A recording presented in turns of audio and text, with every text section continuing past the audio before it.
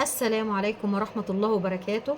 نبدأ الفيديو بتاعنا بالصلاة على النبي. اللهم صل وسلم وبارك على سيدنا محمد وعلى آله وصحبه وسلم. تعالوا بقى كده، الناس اللي هي جديدة عندي، اللي لسه داخلة جديدة عندي وعايزة تحجز معايا شغل اوردرات كفرات، تعمل ايه؟ اولا بتدخلي على الواتساب، بتسيبيلي اسمك وعنوانك بالظبط، وبتبعتيلي صورة الحاجة اللي انت عايزة تعملي لها كفر، وبتجيبي لي المقاسات ازاي بقى؟ تعالوا بقى كده دقيقة واحدة بس من وقتكم وطولوا بالكم معايا. بصوا، طبعا فاكرين الركنة بتاعتنا. اولا الزاوية اللي احنا عاملينها سوا، تاخدوش في بالكم من البتاع ده، والله العظيم بنتي اللي خلتني حطيته، انا ما حطيته من 10-12 سنة. بتاخدوا المقاس من هنا، من هنا لهنا، ومن هنا لهنا، تمام كده؟ يعني المقاس، بناخد مقاس الزاوية من هنا لهنا ومن هنا لهنا. طب يا أميرة مقاس ارتفاع الظهر؟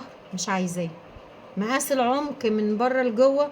مش عايزاه. انا بتكلم بالنسبة للناس اللي بتحجز معايا شغل. طيب مقاس ده كل ده، انا عايزه الحاجه تطلع مظبوطه، والله هتجيلك مظبوطه. انا اللي محتاجاه منك المقاس ده والمقاس ده، انما دوران الكل انا عارفاه، ست الكل انا عارفاه. ولو جبته زياده بيبقى افضل ليكي، جبته مظبوط برضو بيبقى كويس ليكي. تمام؟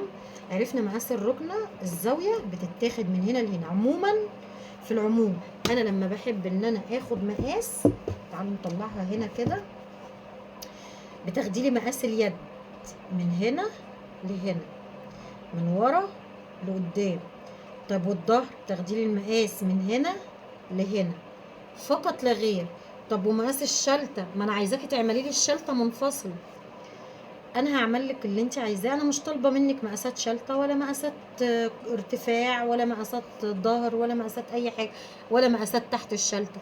انا اللي انا طالباه منك حاجات معينه، الحاجات دي لا تزودي لي فيها سنتي ولا تقللي لي سنتي، انا تجيبي لي الحاجه مظبوطه، فاهميني؟ والحاجه هتجيلك مظبوطه ومرسومه. طيب بالنسبه للشلت يا اميره، انت ما بتعملهاش بسوست ليه؟ عايزاها بسوست اعملها لك، عايزاها من غير سوست بعملها برضو. بس انا بقول لك نصيحه لوجه الله مش اكتر، انا مش خسرانه حاجه، السوست عندي وكده كده انت هتحاسبي عليها. عايزاها بسوست، السوسته ما بتيجي تتغسل والقماشه معاكي بتمط هتطقطق. طيب ما بتطقطقش في الخدادات ليه؟ لان الخداديه اصلا يعني بتبقى كنزه صغيره، وبعدين الخداديات بتبقى فايبر غير الاسفنجه الناشفه. فالافضل ليكي والاحسن ليكي ان انت بتعمليها من غير سوسته. طب بتعمليها ازاي يا اميره؟ ما بتبقى مفتوحه من هنا وبتقعدي وبتيجي. لا يا جماعه، بصوا، بتبقى عباره عن كيس بيلبس، وبيبقى البوز بتاعه من هنا بينزل لتحت، فهمتوني؟ فالافضل خالص ان هي تتعمل من غير سوسته. انت برضو حباها بسوسته، انا ما عنديش اي مشكله، انا بقولها لك كنصيحه لوجه الله مش اكتر. بتدخلي لي على الواتس، بتجيبي لي المقاسات، بتجيبي لي الصوره، الحاجه اللي انت عايز تعمليها صوره موضحه، بنتفق على السعر، بتختاري اللون، القماشه، بتبعتي لي العربون على الرقم اللي انا ببعتهولك. اللهم صل على سيدنا محمد. بتسيبي لي اسمك الثلاثي والعنوان بتاعك بالظبط، المركز بالمحافظه. انا بشحن تبع البريد، تبع البريد، الحاجه بتوصل لك لحد باب البيت. تمام كده؟ كده انا قلت لكم انا بحجز ازاي وبنرفع المقاسات ازاي اللي انا محتاجاها.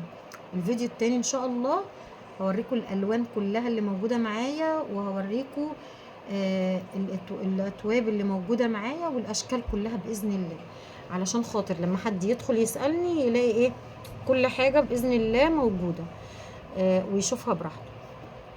استودعتكم عند الله الذي لا تضيع ودائعه، والسلام عليكم ورحمة الله وبركاته. ما تنسوش اي حد محتاج اي حاجة يكتبها لي في الكومنتات، اي حد محتاج استفسار عن اي حاجة يكتبها لي تحت في الكومنتات.